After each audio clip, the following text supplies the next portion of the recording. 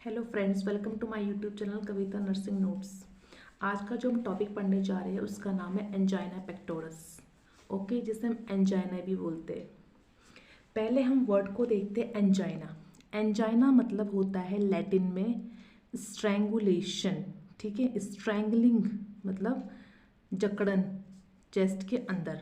Pectoralis means chest, तो Latin भाषा में हम पेक्टोरस को बोलते हैं चेस्ट और एंजाइना को बोलते हैं स्ट्रैंगुलिंग इन चेस्ट। स्ट्रैंगुलेशन मीन्स दबाव चेस्ट में। ओके, घोटना। तो एंजाइना पेक्टोरस मीन्स चेस्ट में दबाव या चेस्ट को घोटना। ओके, इसकी डेफिनेशन है angina pectoralis is a medical term. Okay, इसे हम एक मेडिकल टर्म में से हम चेस्ट पेन बोलते हैं या फिर चेस्ट में डिस्कम्फर्ट होना। अब ये क्यों होता है? Due to coronary heart disease. जो हमारी कॉर्नरी आर्टरीज होती है, जो हमारे हार्ट तक ब्लड सप्लाई लेके जाती है, अगर उनमें ब्लॉकेज है, कोई डिजीज है, तो उसके कारण क्या होगा? It occurs when the heart muscles does not get as much blood as it needs. तो मैंने सीएडी में बता रखा आप लोगों को कि जो हमारा हार्ट होता है उसे भी क्या होता है, उसे भी अपनी क्या चाहिए होती है? अपनी खुद की ब्लड सप्लाई चाहिए होती है। तो अगर किसी वजह से हमारी हार्ट की कॉर्नरी आर्टरी में रुकावट आती है तो हमारे हार्ट के मसल्स, जिन्हें हम बोलते हैं मायोकार्डियल मसल्स, वहाँ तक प्रॉपर तरीके से ब्लड सप्लाई नहीं जाता है, क्योंकि जो कॉर्नरी आर्टरीज होती है उनमें ब्लॉकेज आता है लिपिड्स या फिर फैट के डिपोजिशन के कारण, जिससे हम बोलते हैं एथेरोस्क्लेरोटिक प्लेक। तो क्या होगा? ब्लड सप्लाई प्रॉपर नहीं हो पाएगा और मायोकार्डियल सेल्स में ऑक्सीजन डिमांड पूरी नहीं हो पाएगी, जिससे कि चेस्ट में क्या होता है? पेन फील होता है। तो एंजाइना में पेशेंट को यूजुअली क्या लगता है? वो अनकंफर्टेबल फील करता है, उसके चेस्ट में एक प्रेशर होता है, एक फुलनेस होती है, स्क्वीजिंग और pain in the centre of chest. Okay, उसे एक अनकंफर्ट तरीके से चेस्ट में दबाव आता है, फुलनेस आती है, स्क्वीजिंग, जैसे किसी ने उसके चेस्ट को दबा दिया हो। ओके, एक सीवियर पेन फील होता है। सेंटर ऑफ चेस्ट मीन्स ये होता है मेनली सब स्टर्नल रीजन में, जो हमारी स्टर्नम बोन होती है उसके नीचे। ठीक है, तो हमारे सेंटर ऑफ चेस्ट में पेन होता है हमारी सब स्टेनल नीचे, स्टेनम के नीचे होता है। अब आते हैं हम इसके टाइप्स में। तो एंजाइना को मेनली 4 पार्ट्स में डिवाइड किया गया है। पहला हम देखते हैं स्टेबल एंजाइना। स्टेबल एंजाइना में क्या होता है? It occurs when the patient is involved in some kind of physical activity. वैसे तो ये पेन स्टेबल है, ठीक है, अगर आप कुछ भी एक्टिविटी नहीं कर रहे हो तो ये स्टेबल है। बट अगर पेशेंट किसी तरह की फिजिकल हैवी एक्टिविटी करता है या फिर कोई इमोशनल स्ट्रेस है उससे, या फिर कोल्ड टेम्परेचर है, या फिर वो बहुत ही हैवी मील्स ले रहा है, ठीक है, तो इसमें क्या होता है? वैसे ये एंजाइना स्टेबल होता है अगर पेशेंट बहुत ज़्यादा फिजिकल एक्टिविटी कर रहा है, उससे कोई इमोशनल स्ट्रेस है, कोल्ड टेम्परेचर है, बहुत अधिक मील्स ले रहा है, तभी ये एंजाइना होता है। ठीक है, और ये रिलीफ कैसे होता है? अगर पेशेंट रेस्ट ले ले तो ये अपना आप ही रिलीफ हो जाता है। ठीक है, तो ये इतना सीवियर फॉर्म एंजाइना नहीं है। ओके, नेक्स्ट आता है अनस्टेबल एंजाइना। ये हमारा सीवियर फॉर्म ऑफ एंजाइना है। Angina pectoralis can occurs any time even when person is resting. इसमें पर्सन कुछ भी नहीं कर रहा है, अगर वो सिंपली रेस्ट भी ले रहा है तो इसमें क्या होगा? एंजाइना पेशेंट को होता है। ठीक है, क्योंकि जो एथेरोस्क्लेरोटिक प्लेक है, ओके, जो एथेरोस्क्लेरोटिक प्लेक है वो रप्चर होकर अगर थ्रोम्बस फॉर्मेशन हो जाता है, ठीक है, रप्चर होकर अगर थ्रोम्बस फॉर्मेशन होता है तो वो कंप्लीट तरीके से ब्लड को आगे फ्लो होने से रोक देगा। ठीक है, वहाँ पर एक थ्रोम्बस बन जाएगा हमारी कॉर्नरी आर्टरी में। इसमें पेशेंट को वेरी सीवियर पेन होगा, ठीक है, जिससे कि उसके चांसेस बढ़ सकते हैं हार्ट अटैक आने के। आगे चल के उसको मायोकार्डियल इंफ्रक्शन या फिर हार्ट अटैक भी हो सकता है। तो इसे हम बोलते हैं अनस्टेबल एंजाइना, जो कि सीवियर फॉर्म ऑफ एंजाइना है। ओके, नेक्स्ट आते हम वेरेंट एंजाइना। ओके, तो वेरेंट एंजाइना को हम एक और नाम से बोलते हैं जिसका नाम है प्रिंस मेटल एंजाइना। ओके, तो वेरेंट एंजाइना को हम प्रिंस मेटल्स एंजाइना बोलते हैं। ये मेनली क्यों होता है? क्योंकि अगर हमारी जो कॉर्नरी आर्टरी है उसमें अगर वैसोस्पाज्म होता है, वहाँ पर कोई जकड़न होती है, ओके, स्पाज्म होता है वहाँ पर कोई, तो जो नॉर्मल आर्टरी का डायमीटर होता है वो पहले से कम हो जाता है। ओके, बार बार कॉन्ट्रैक्शन से क्या होता है, पहले का डायमीटर कम हो जाता है, तो जो ब्लड फ्लो होगा वो क्या होगा, बहुत ही कम जाएगा। ठीक है, तो ये मेनली नाइट टाइम में होता है।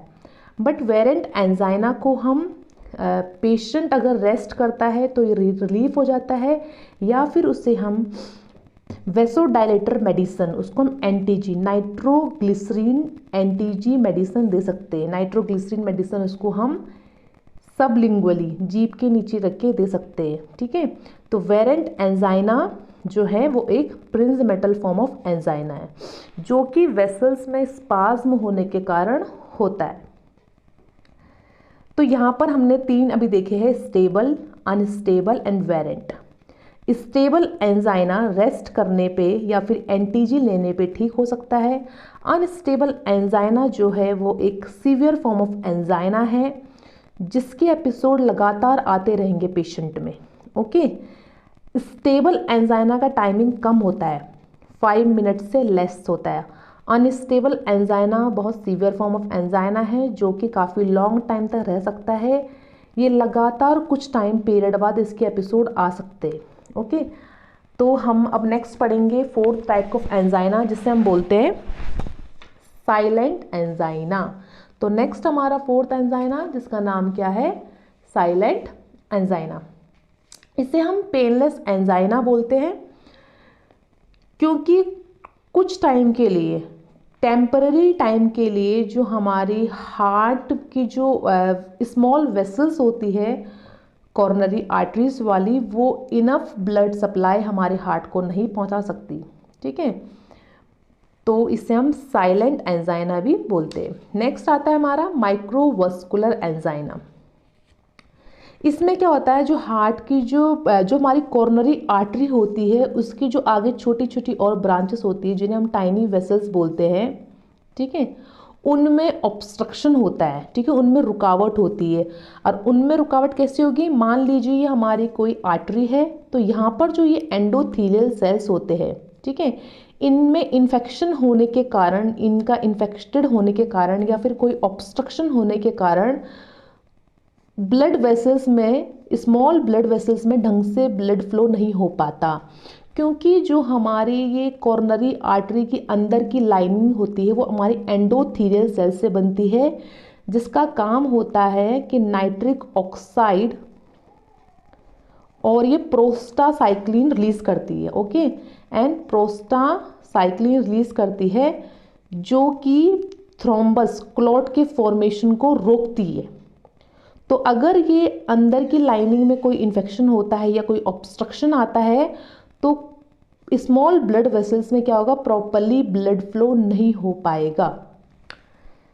तो ये हमने 5 टाइप के एंजाइना पेक्टोरस पढ़े। अब आते हैं इसके एटियोलॉजी और कॉजेस, किस कारण ये होता है। अगर किसी पेशेंट को पहले से कोई कॉर्नरी आर्टरी डिजीज़ है, उसकी कॉर्नरी आर्टरी में कोई डिजीज़ है, CAD है, ठीक है, या फिर कोई किसी के ब्लड में अगर high level of bad cholesterol है, जैसे हम LDL कोलेस्ट्रॉल बोलते हैं, लो डेंसिटी लिपोप्रोटीन की अमाउंट अगर ज़्यादा है ब्लड में, तब भी ये होगा। स्मोकिंग से क्या होता है कि जो स्मोकिंग में जो हमारे निकोटीन सब्सटेंस होता है वो क्या करता है, ब्लड वेसल्स की वॉल को इरिटेट करता है, जिससे कि ब्लड वेसल्स की वॉल क्या हो जाएगी, डैमेज हो जाएगी और प्रॉपरली ब्लड फ्लो नहीं हो पाएगा। और अल्कोहल से हाइपरटेंशन होता है, हाई BP से भी क्या होगा, ब्लड में एक फोर्स लगेगा जिससे भी वॉल डैमेज हो सकती है। नेक्स्ट आता है अगर uncontrol diabetes, high level of sugar है, शुगर भी क्या करता है, मेटाबॉलिज्म को बढ़ाता है, ऑक्सीजन डिमांड को घटाता है। ओके, और जो लोग ओबीज होते हैं, फिजिकल इनएक्टिविटी बहुत ही कम करते हैं, उनमें भी इसके चांसेस बढ़ सकते हैं। मेनली देखा गया है कि मैन में जो एंजाइना पेक्टोरिस से वो अधिक होता है as compare to women, but women's में मीनोपॉज के बाद जब उनके मेंस्ट्रुअल साइकिल रुक जाते हैं उसके बाद वुमेन्स में भी 55 ईयर एज के बाद भी इसके चांसेस बढ़ जाते हैं, बट अक्सर ये मेंस में अधिक देखा गया है। जो लोग बहुत अधिक हैवी मील्स लेते हैं, क्योंकि ज़्यादा खाना खाएंगे तो मेटाबॉलिज्म के लिए ऑक्सीजन डिमांड इंक्रीज़ हो जाएगी, जिससे कि वो हमारी बॉडी एकदम से उसको पूरा नहीं कर सकती है। एक्सेसिव फैट भी हार्मफुल है। सॉल्टी डाइट में क्या होता है, सोडियम क्या करेगा, हमारे ब्लड के प्रेशर को इंक्रीज़ कर देगा, तो जिससे क्या होगा, वो हमारे ब्लड वेसल्स की वॉल में एक प्रेशर से जाएगा और उसकी वॉल को क्या कर देगा, डैमेज कर देगा। इमोशनल स्ट्रेस में भी ऐसा होता है। ओके, इमोशनल स्ट्रेस हो या फिर कोल्ड टेम्परेचर भी आप लोग बोल सकते हो, उस टाइम पे भी एंजाइना पेक्टोरिस के चांसेस बढ़ जाते हैं। जिन लोगों में पहले हार्ट डिजीज़ होती है, जिनकी फैमिली हिस्ट्री होती है, उनकी आगे आने वाली जनरेशन में भी हो सकता है, या फिर अचानक से स्पाज्म हो जाए कोरोनरी आर्टरी में, जैसा कि आपने पढ़ा था माइक्रोवेस्कुलर कंस्ट्रक्शन में। ओके, नेक्स्ट हम देखते हैं इसकी पैथोफिजियोलॉजी।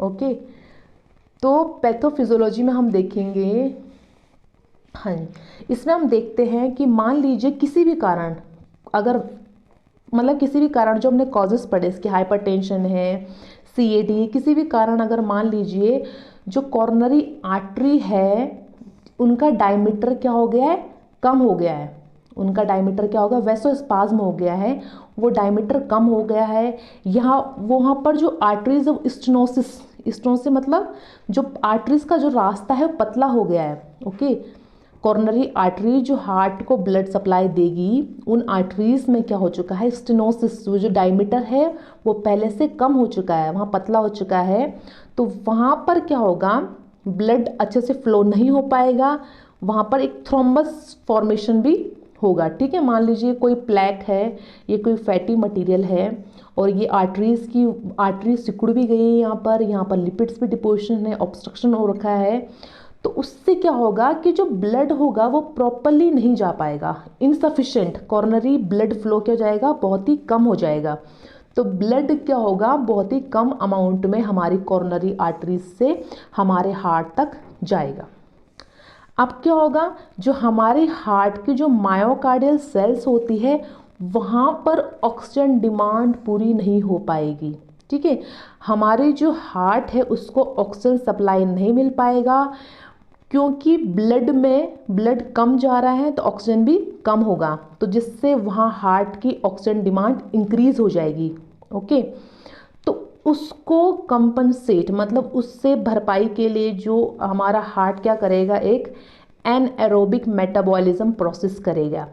एनएरोबिक होता है मतलब बिना ऑक्सीजन के। ओके, इसमें कोई भी ऑक्सीजन नहीं होगा, तो वहाँ की जो सेल्स होंगी, जो मायोकार्डियल सेल्स और टिश्यू होंगी, वो एक एनएरोबिक मेटाबॉलिज्म करेगी, और जब भी हमारी बॉडी के सेल्स बिना ऑक्सीजन के काम करते हैं तो वहाँ पर लैक्टिक एसिड हमारे सेल्स में बनना शुरू हो जाता है। ठीक है, लैक्टिक एसिड क्या करेगा, जो हमारी हार्ट की नर्व फाइबर होंगे उनको इरिटेट करेगा। ठीक है, क्योंकि ऑक्सीजन तो है नहीं, तो बिना ऑक्सीजन के अगर मेटाबॉलिज्म हो रहा है हार्ट की सेल्स में, क्योंकि हार्ट को भी तो न्यूट्रिशन एंड ऑक्सीजन सप्लाई चाहिए होती है अपना मेटाबॉलिज्म करने के लिए, तो वहाँ पर जो मायोकार्डियल नर्व फाइबर होंगे वो इरिटेट हो जाएंगे, जिससे कि एक पेन रिसेप्टर जाएगा हमारे मायोकार्डियम सेल तक। ठीक है, stimulation of pen receptors with in myocardium में जाएगा और हमें एक severe form of chest pain होगा हमारे हार्ट के अंदर, जिससे हम बोलते हैं angina pectoris. Okay friends, thank you so much.